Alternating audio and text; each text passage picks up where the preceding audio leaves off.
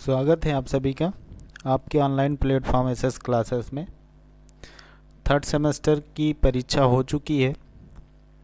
अब कॉपियों का चेक होना बाकी और रिज़ल्ट आना बाकी है। हम फोर्थ सेमेस्टर की क्लासों पे बात करेंगे और सिलेबस से उससे पहले बात कर लेते हैं। उसके बाद कंटिन्यू आपकी जो फोर्थ सेमेस्टर की क्लासेस होंगी, इस बार सभी क्लासेस होंगी आपकी, सभी क्लास बिल्कुल फ्री होंगी और हर एक सब्जेक्ट, हर विषय की क्लास होगी। यानी इस बार आपकी कितनी टोटल 7 सब्जेक्ट होंगी। सातों सब्जेक्ट की टोटल टॉपिक वाइज क्लास होगी और टोटल टॉपिक वाइज क्लास के साथ साथ आपको कॉन्सेप्ट प्लस रिवीजन दोनों कराया जाएगा। कॉन्सेप्ट प्लस रिवीजन दोनों कराया जाएगा और साथ ही साथ क्या होगा, प्रीवियस के जो भी आपके पेपर होंगे PYQ वो सारे सॉल्व कराए जाएंगे। थर्ड सेमेस्टर की क्लास को आप लोगों ने देखा होगा, कम समय में कितना अच्छा रिस्पांस रहा वो भी आप लोगों ने देखा। रिजल्ट कितना अच्छा रहा वो भी आपने देखा कि कम समय में यानी कम क्वेश्चन में, कम क्लासों में आपका कितना अच्छा रिस्पांस रहा क्लासों से। ये चीज़ें आप लोगों ने देखा होगा। इस बार क्या है, बहुत पहले से क्लासें स्टार्ट कर दी जाएंगी और क्लासें पर डे आपको मिलेंगी। ठीक है, प्रतिदिन क्लास मिलेगी क्योंकि समय मिल जाएगा और प्रत्येक सब्जेक्ट का डिटेल से आपको पढ़ाया जाएगा और उसके क्वेश्चन कराए जाएंगे। तो हम लोग क्या करते हैं, पहले हम DLED फोर्थ सेमेस्टर की जो सब्जेक्टें हैं और जो सिलेबस है उन पर बात कर लेते हैं। जो लोग न्यू व्यूअर होंगे, जो नए चैनल पर होंगे, वो चैनल को ज्वाइन कर लेंगे। ठीक है, सब्सक्राइब कर लेंगे, शेयर कर देंगे। बिल्कुल सभी क्लासेस क्या होंगी आपकी, बिल्कुल फ्री होंगी। एक एक टॉपिक आपको यहाँ पढ़ाया जाएगा, केवल और केवल एग्ज़ाम ओरिएंटेड होगा, ज़्यादा नहीं। क्योंकि आपको पता है कि हमारे पास जो क्वेश्चन आता है 1 नंबर और 2 नंबर में आता है। 2 नंबर में कितना कंटेंट लिखना है और 1 नंबर में कितना कंटेंट लिखना है, ये विशेष ध्यान रखना है। क्योंकि यहाँ पर अगर आप मिस्टेक करते हैं तो चीज़ें आपकी डिस्टर्ब हो जाती हैं, समय कम पड़ जाता है, क्वेश्चन गलत कर देते हैं, बहुत सारी प्रॉब्लम आती हैं। तो इन चीज़ों को क्लियर कर लिया आप लोगों ने। अब हम चलते हैं कि इस बार हमारी जो फोर्थ सेमेस्टर है, फोर्थ सेमेस्टर में हमें कितनी सब्जेक्टें पढ़नी है और कौन कौन पढ़नी है, उस पर हम बात करेंगे। तो ये हमारी क्या है, सब्जेक्टें हैं। फर्स्ट सेमेस्टर आप लोगों ने जान ही लिया, सेकेंड भी जान लिया, थर्ड भी जान लिया, पेपर भी दे लिया। अब वही चीज़ क्या है, अब हम चलते हैं फोर्थ सेमेस्टर में। फोर्थ सेमेस्टर में आपको टोटल सब्जेक्ट, अभी मैंने बताया कि 7 सब्जेक्ट पढ़नी है। एक सब्जेक्ट आपकी कम पड़ जाएगी तो टोटल आपकी जो सब्जेक्ट होंगी वो टोटल 7 सब्जेक्ट होंगी। इस बार क्या होगा, आपका कंप्यूटर नहीं होगा,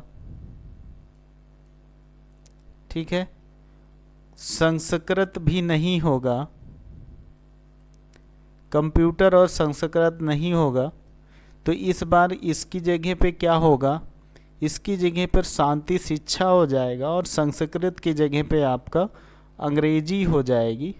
ठीक है, तो ये याद रखिएगा क्या होगा। पहला पेपर जो होगा आपका वो आरंभिक स्तर पर भाषा के पठन, लेखन एवं गणितीय क्षमता का विकास, ये आपका 50 नंबर का पेपर होगा। इसमें डिटेल से अभी बताएंगे हम क्या देखना है और आपको मैंने बता भी रखा है, आप लोग जानते हैं 50 वाले में 25 पासिंग मार्क्स होना चाहिए। दूसरी सब्जेक्ट है हमारी शैक्षिक प्रबंधन एवं प्रशासन। ये बहुत ही इम्पॉर्टेंट सब्जेक्ट है आपकी। बहुत ही इम्पॉर्टेंट का मतलब है यहाँ से आपको बहुत सारी चीज़ें आपके डायरेक्टली टेट में मिलेंगी। डायरेक्ट यहाँ का क्वेश्चन डायरेक्ट आपको यूपी टेट में देखने को मिलेगा, इसलिए ये बहुत इम्पॉर्टेंट सब्जेक्ट है, इसको याद रखिएगा और इसको अच्छे से पढ़ना है।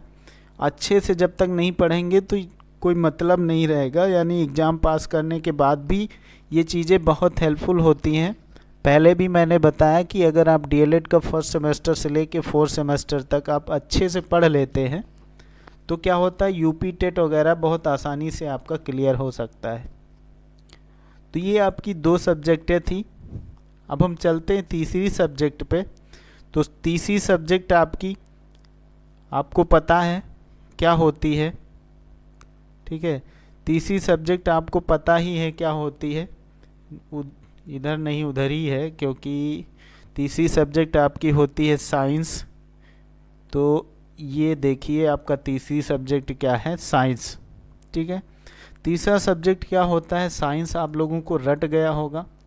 और साइंस में आपको पता है कि ये भी 25 ही नंबर का पेपर होता है और इसमें 50 यानी 50% मतलब 12 अंक पासिंग चाहिए। ये आपका शैक्षिक प्रबंधन जो होगा ये 50 नंबर का होगा। चौथी सब्जेक्ट जो होगी हमारी वो मैथ होगी। चौथी सब्जेक्ट जो होगी मैथ होगी।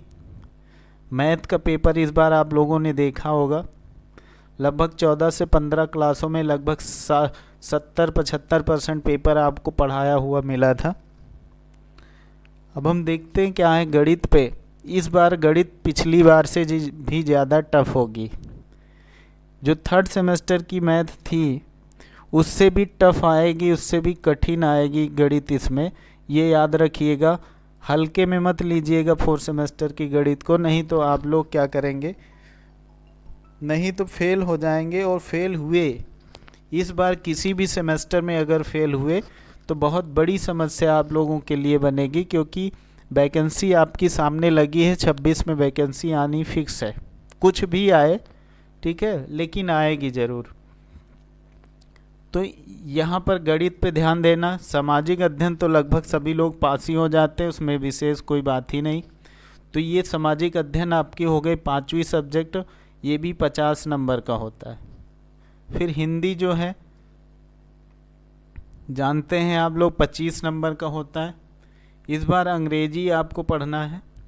अंग्रेजी में विशेष ज़्यादा टफ पेपर नहीं आएगा, बहुत इजी पेपर आता है। थोड़ा अगर आप पढ़ लेंगे तो पास हो जाएंगे। फिर आपकी जो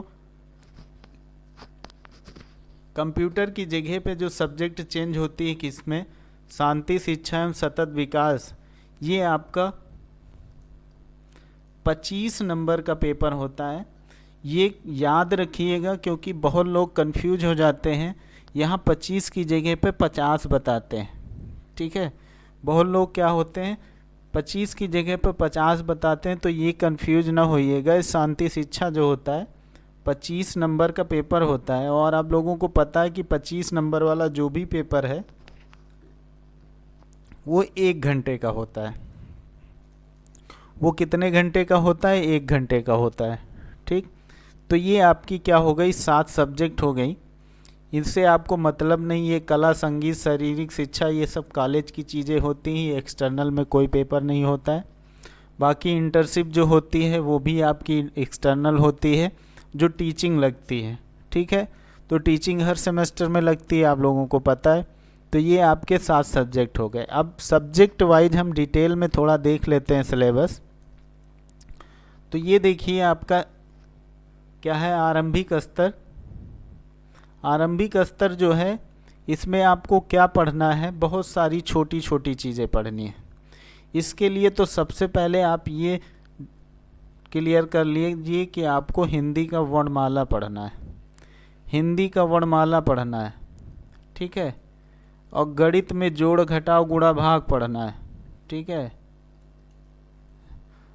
जोड़ घटाव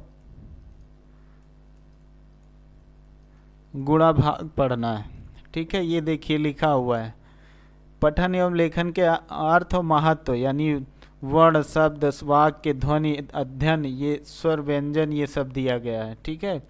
तो ध्वनि का अध्ययन, वाक्य शब्द क्या होते हैं, शब्द वर्ण ये सब पढ़ना है आपको। तो ये आपकी क्या हो गई, हिंदी से रिलेटेड चीज़ें हैं, बहुत इजी पेपर आता है ये, ठीक है। फिर आपको कहानियाँ, लोकोक्तियाँ, कविता ये सब आपको देखने को मिलेगा, इन पर विचार करना है। तो ये है आपका, ये हो गया। इसके आगे अगर हम बढ़ें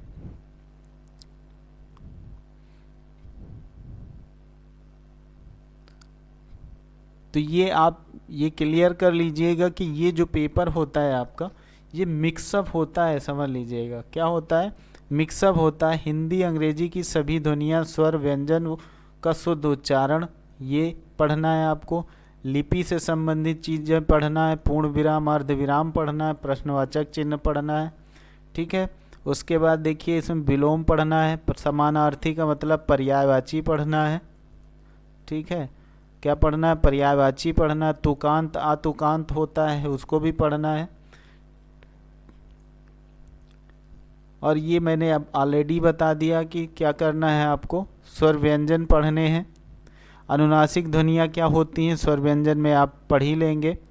फिर देखिए ये मैंने पहले ही बता दिया कि आपको जोड़, गुणा, भाग, घटाव ये सारी चीज़ें आपको पढ़नी है, ठीक है। तो ये आपका क्या हो गया, आपका पहला पेपर हो गया आरंभिक स्तर। दूसरे पेपर पे हम अगर बात करें तो जो हमारा दूसरा पेपर है वो हमारा क्या है, अभी मैंने बताया शैक्षिक प्रबंधन। शैक्षिक प्रबंधन जो पेपर होता है कितने नंबर का है, 50 नंबर का होता है। इसमें आपको पासिंग कितना चाहिए, 25 चाहिए, ठीक है। कितना चाहिए, 25 चाहिए आपको पासिंग 50 में, ये क्लियर रखिएगा। इसमें क्या पढ़ना है, शैक्षिक प्रबंधन और प्रशासन। इसमें विद्यालय संबंधित जितनी भी चीज़ें हैं वो सारी चीज़ें आपको पढ़नी है।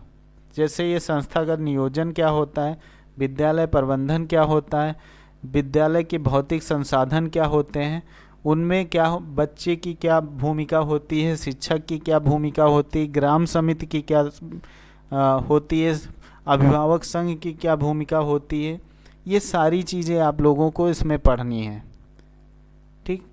अब हम आगे चलें तो आगे हम देखें क्या और क्या विद्यालय से संबंधित चीज़ें होती हैं। शैक्षिक प्रबंधन का मतलब है शिक्षा का प्रबंधन, और शिक्षा का प्रबंधन विद्यालय से संबंधित जितनी भी चीज़ें होती हैं वो सारी चीज़ें आपको पढ़नी हैं। जैसे इसमें देखो, विद्यालय अनुदान पढ़ना, TLM पढ़ना, विद्यालय के सामुदायिक प्राप्त धन के बारे में पढ़ना है। शैक्षिक प्रबंधन में जितनी भी कार्य पुस्तिकाएँ, अन्य चीज़ें हैं वो सारी पढ़नी हैं। ये डिटेल में आपको दिया गया है, विद्यालय संबंधित सूचनाएं जो होती हैं। फिर विद्यालय के जो अभिलेख होते हैं इनके बारे में भी एक बार आपको देख लेना है। मातृ शिक्षक संघ पंचिका क्या होती है, ये सारी चीज़ें आपको पढ़नी है। ये डिटेल में आपको एक एक चीज़ बताने का मतलब ही 1 घंटा निकल जाएगा, उसका कोई मतलब नहीं निकलेगा। ये टोटल PDF आपको मिल जाएगा। PDF लेना है तो यूपी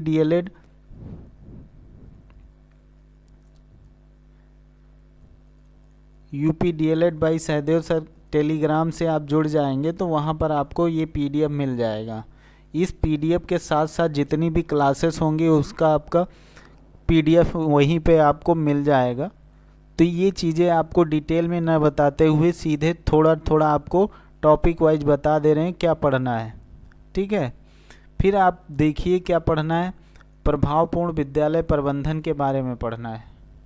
फिर प्रधानाध्यापक से संबंधित जितनी भी अभिकर्मिक योजनाएं होती हैं उन सब पे आपको ध्यान देना है। वो चाहे खंड शिक्षा अधिकारी हो, डाइट मेंटर हो, जिला बेसिक शिक्षा अधिकारी हो, इन सारी चीज़ों के बारे में आपको क्या करना है, पढ़ना है। फिर आप सबसे महत्वपूर्ण पॉइंट यहाँ आ जाता है, राष्ट्रीय स्तर पर कार्य करने वाले जो संस्थाएं हैं यहाँ से आपसे बहुत क्वेश्चन पूछता है, चाहे वो डाइट हो, NCERT हो, या फिर इग्नो हो या NIS हो। ये सारी संस्थाओं से आपसे एक एक क्वेश्चन पूछ लिया जाता है। इसमें क्या पूछ लिया जाता है, इसका मुख्यालय कहाँ पूछ लिया जाए, मुख्यालय पूछ लेगा या स्थापना वर्ष पूछ लेगा। इन्हीं सब चीज़ों को लेके बार बार ये क्या करता है, पूछ लेता है। यहाँ से काफ़ी ज़्यादा क्वेश्चन बनते हैं। अब हम बात करें और क्या, जिला स्तर पर, स्थानीय स्तर पर जितने भी अधिकारी या जितने भी चीज़ें होती हैं उन सब चीज़ों के बारे में जो पूछता है। जैसे राज्य स्तर पर कार्य करने वाली जो संस्थाएं हैं, तो राज्य स्तर पर मूल कार्य करने वाली जो संस्थाएं हैं ये सारी संस्थाएं हैं, इनसे रिलेटेड आपसे क्वेश्चन पूछता है, इससे भी रिलेटेड आपसे पूछता है, और इससे भी रिलेटेड आपसे पूछता है जो स्थानीय निकाय होते हैं, जैसे वो खंड शिक्षा अधिकारी हो गया, या फिर जिला बेसिक शिक्षा अधिकारी हो गया, या जिला शिक्षा और प्रशिक्षण संस्थान जिसे डाइट कहते हैं। ठीक है, ये क्या है, SCRT हो गया। ये सारी चीज़ों से आपसे क्वेश्चन प्रॉपर बनता है, बहुत इंपॉर्टेंट क्वेश्चन यहाँ से बनता है। ये ज़रूरी नहीं कि आपके DLED में ही बनेगा, यहाँ से क्वेश्चन आपके डायरेक्ट यूपी टेट में बनता है क्वेश्चन, तो ये याद रखिएगा, यहाँ से क्वेश्चन आपको डायरेक्ट मिलेगा यूपी टेट में। अब यहाँ पर देखिए, प्राथमिक शिक्षा का आधारभूत ढांचा, जिसमें से बेसिक शिक्षा परिषद का गठन कब हुआ, बेसिक शिक्षा अधिनियम कब आया, बेसिक शिक्षा अध्यापक सेवा नियमावली क्या है, TT अधिनियम कब आया, सूचना अधिकार कब आया, यहाँ से भी क्वेश्चन बराबर पूछता है। तो ये सब्जेक्ट मैंने पहले ही बोल दिया है कि ये बहुत इम्पोर्टेंट है आपके लिए, तो इसको विशेष ध्यान देके आप पढ़िएगा। तो ये आपका सब्जेक्ट हो गया दो सब्जेक्ट आपका डन हो गया। तीसरी सब्जेक्ट का जो है, तीसरा सब्जेक्ट आपको पता है कि साइंस होता है। मेन चीज़ें इसमें देख लीजिए, जियोलॉजी में पूछेगा जैव विकास, ठीक है, उसके घटक, जैविक अजैविक घटक पूछेगा, खाद्य श्रृंखला पूछेगा, फिर आपसे पूछेगा धातु अयस्क, धातु और अधातु पूछेगा, आवर्त सारणी पर पूछेगा। इस बार आपके लिए साइंस भी टफ होगी, आवर्त सारणी भी पूछेगा आपसे, ठीक है। विद्युत धारा और उसके उपयोग पूछेगा। फिर आपको रक्त संचरण संरचना पूछेगा, रक्त की संरचना पूछेगा, ब्लड बैंक के बारे में पूछेगा, आदान प्रदान की सावधानियाँ, बहुत सारी चीज़ें इसमें आपको पूछेगा। फिर आपसे क्या है, कुछ रोग पूछेगा, ठीक है, वो विटामिन ए से कौन सा रोग होता है, हेपेटाइटिस किसे कहते हैं, इन सारी चीज़ों से आपको एक क्वेश्चन मिलेगा जो रोग से संबंधित होगा। तो आपके लिए साइंस भी जो केमिस्ट्री है वो आपको टफ दिखेगी इस बार के पेपर में, यानी टोटली मानिए तो इस बार का जो 4th सेमेस्टर का पेपर होगा वो 4th सेमेस्टर आपके लिए थोड़ा कठिन होने वाला है।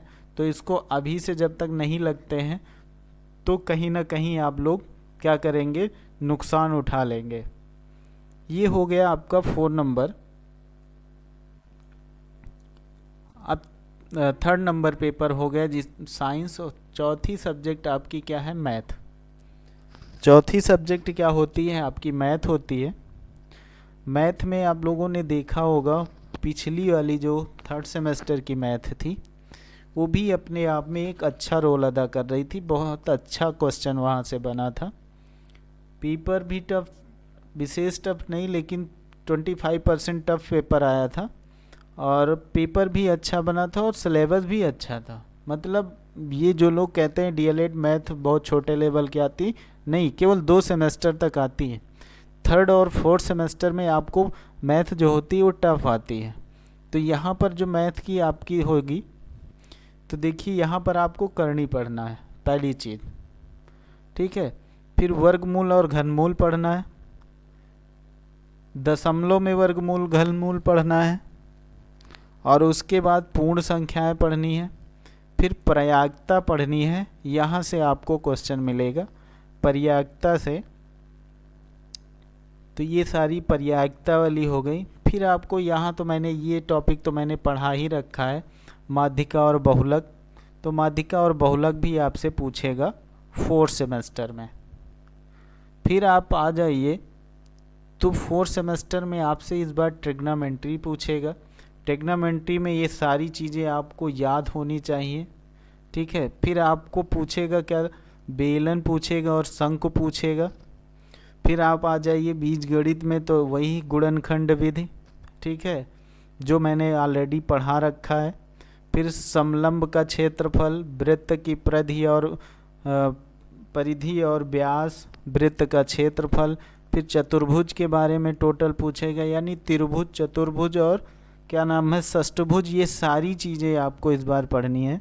मैथ इस बार ये कह सकते हैं आपके लिए बहुत टफ होने वाली है। तो इस पे अगर ध्यान नहीं देते हैं तो आप क्या होंगे, बराबर मैं बोल रहा हूँ कि नुकसान उठाएंगे। देखिए चतुर्भुज पूछ रहा है जिसमें आयत, चतुर्भुज, समांतर चतुर्भुज, समलंब।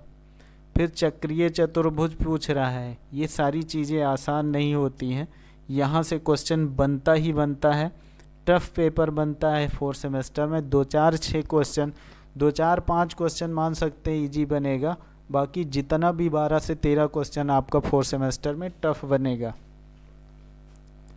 अब पांचवा सब्जेक्ट जो होगा आपका क्या होता है, पांचवा सब्जेक्ट सोशल स्टडी होती है, जो कि आप लोगों के लिए बहुत ईजी है।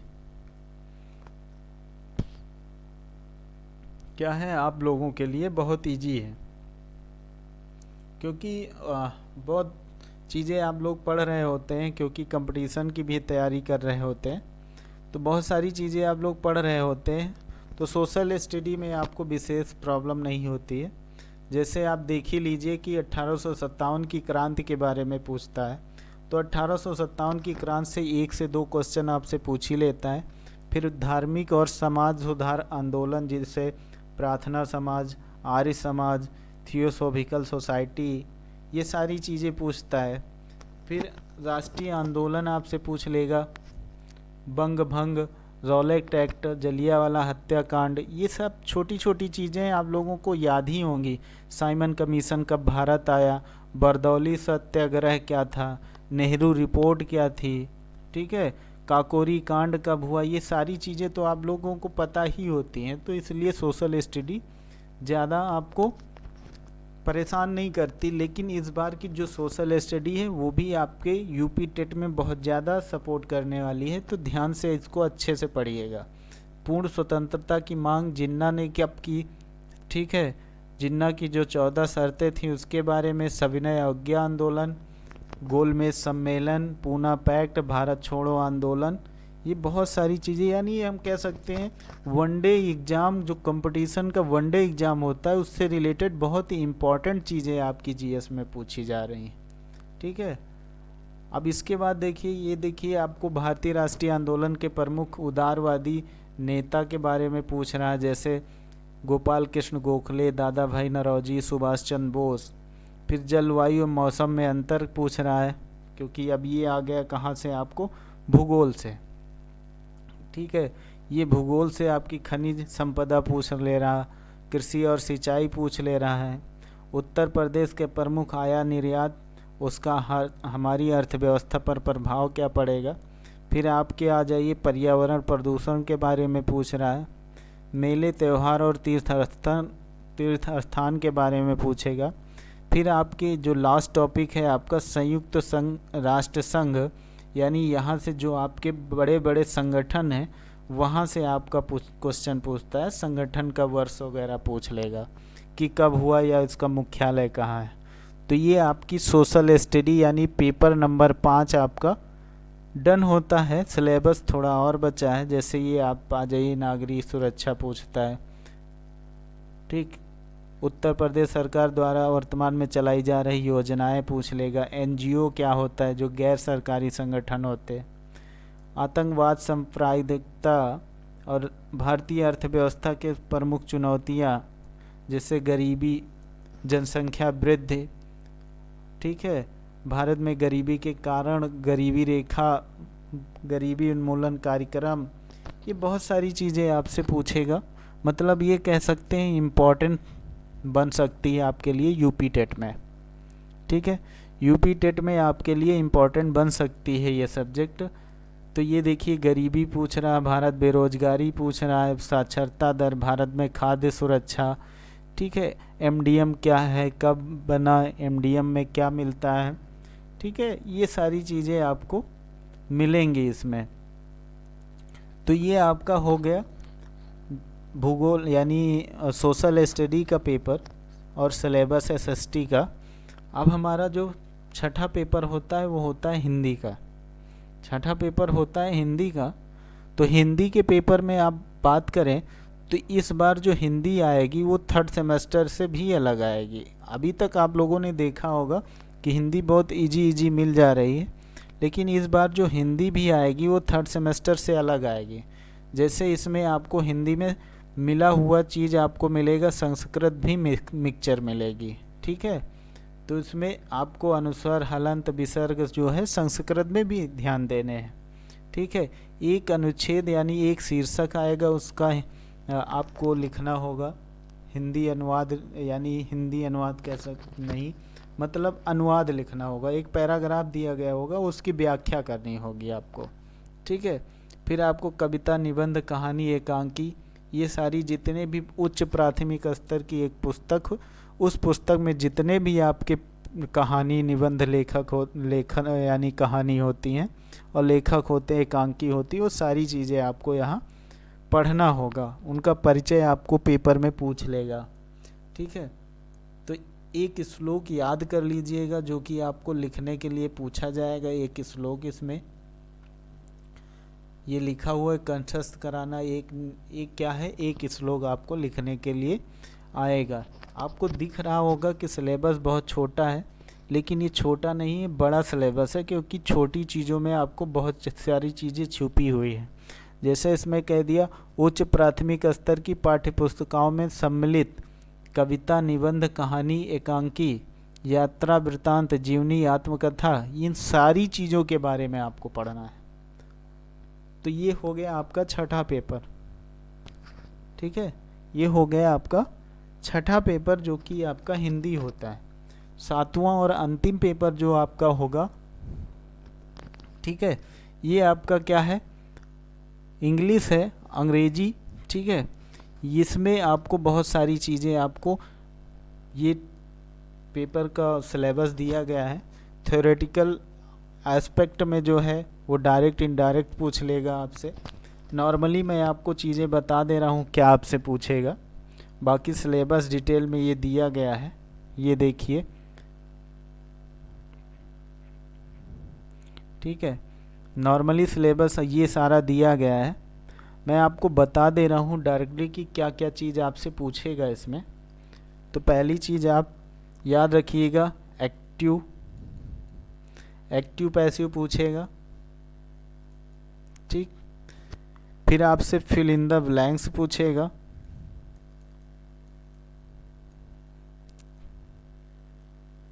ठीक। फिर आपसे डायरेक्ट इनडायरेक्ट पूछ लेगा क्या, एक क्वेश्चन बनता ही है डायरेक्ट इनडायरेक्ट से। फिर आपसे टेंस से पूछेगा, ठीक है। कंप्लीट सेंटेंस कंप्लीट करने के लिए आएगा, सेंटेंस कंप्लीट करने के लिए आपसे पूछेगा। तो सेंटेंस कंप्लीट करने के लिए आपसे पूछेगा, 1 से 2 क्वेश्चन यहाँ से मिल जाएगा आपको। और एक आप एप्लीकेशन याद कर लेंगे, एक एप्लीकेशन आपसे पूछेगा प्रिंसिपल के लिए या किसी के लिए, लीप के लिए पूछेगा, ठीक है। एक एप्लीकेशन आपसे पूछेगा कि लीप के लिए एप्लीकेशन लिखिए, और 2 नंबर में पूछेगा, ठीक है। ये लिखा भी हुआ है। राइटिंग क्या है, आपको एक लेटर या एप्लीकेशन लिखना है, फिलअप फॉर्म्स, ठीक है। ये ग्रामर में आपको जो कंजक्शन और प्रोपोजिशन पूछेगा, ठीक। तो ये सारी चीज़ें आपकी नॉर्मली, जो मतलब ये कह सकते हैं बहुत इजी पेपर होता है। मैं अगली किसी क्लास में आपको पेपर दिखाऊंगा इंग्लिश का, बहुत इजी पेपर आता है, ज़्यादा टफ नहीं। अंग्रेजी नाम सुन के आप लोग भयभीत नहीं होना है, बहुत इजी पेपर आता है। थोड़ा मेहनत कर लेंगे तो आराम से निकल जाएगा पेपर। मेहनत कहाँ करना है आपको, मेहनत दो सब्जेक्टों में करना है। पहली चीज़ तो जो फर्स्ट स्टेप पे आती है वो मैथ, फर्स्ट स्टेप पे जो आएगा वो मैथ आएगा, ठीक। दूसरी चीज़ जो होगी, दूसरी चीज़ जो फैक्चुअल होगी आपकी, शैक्षिक प्रबंधन होगी। शैक्षिक प्रबंधन पे थोड़ा फोकस करना है, बाकी चीज़ें ज़्यादा टफ नहीं है, सब क्लियर हो जाएंगी। अंग्रेजी में छोटी छोटी चीज़ें हैं, ये तो आप बना ही लेंगे। हिंदी में बहुत छोटी छोटी चीज़ें हैं, और सोशल स्टडी में देखा ही है क्या आ रहा है। आरंभिक स्तर तो बहुत छोटी छोटी चीज़ें हैं, वो मिल ही जाएंगे, आप पास ही हो जाएंगे, थोड़ा बहुत देख लेंगे तो ये टोटल आपका क्या हुआ, ये संपूर्ण सिलेबस और सब्जेक्ट सहित मैंने आपको क्लियर करवा दिया है, ठीक है। क्लियर करवा दिया है, संपूर्ण सिलेबस आपका क्लियर हो गया है। इन सभी चीज़ों को आप एक बार देख लीजिएगा, प्रीवियस ईयर पेपर जो आए हुए हैं वो भी आप देख लीजिएगा एक बार, उनको सभी को मैं सॉल्व कराऊंगा 1 बाय 1। जो लोग नए होंगे वो चैनल को ज्वाइन कर लेंगे, सब्सक्राइब कर लेंगे। अगली क्लास आपको मिलेगी आपके सब्जेक्ट से रिलेटेड। पहली सब्जेक्ट से आपको शुरू किया जाएगा, अंत की 7वीं सब्जेक्ट तक आपको स्टेप बाय स्टेप ऑल क्लासें आपको एकदम फ्री मिलेंगी। अगर आप लोग नहीं देखे हैं अभी तक की इस चैनल की कोई भी, यानी इस चैनल की कोई भी अगर आप वीडियो नहीं देखे हैं तो थर्ड सेमेस्टर की क्लास एक देखिए, और थर्ड सेमेस्टर की क्लास के बाद आप अगर पेपर दिए हैं थर्ड सेमेस्टर का तो पेपर एनालिसिस करिए, कितना सटीक क्वेश्चन आपको क्लासों से मिल रहा है, उन चीज़ों को आप ऑब्जर्व कर सकते हैं। तो आज की क्लास यही तक। अगली क्लास जो होगी हमारा एक PYQ होगा। अब आपकी 4th सेमेस्टर की क्लास आपकी स्टार्ट होगी। ठीक है।